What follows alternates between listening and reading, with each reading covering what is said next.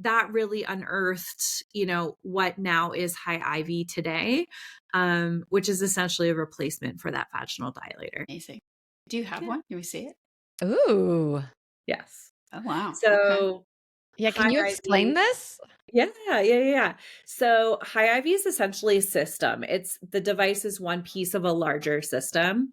Essentially, what it is a device that conducts multiple therapies, but we also have a number of biosensors integrated into this. So what we're able to do is baseline you and track your progress through the therapeutics. That data gets sent to a mobile app. We then collect self-reported data, and then we package all that data up and send that to your doctor.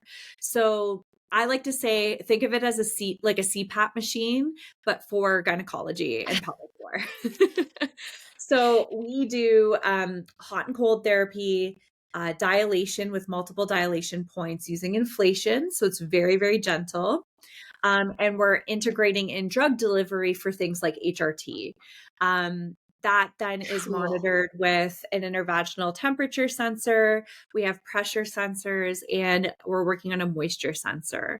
And really, it's really interesting because so much of our chronic, pain and chronic pelvic health condition populations haven't been researched.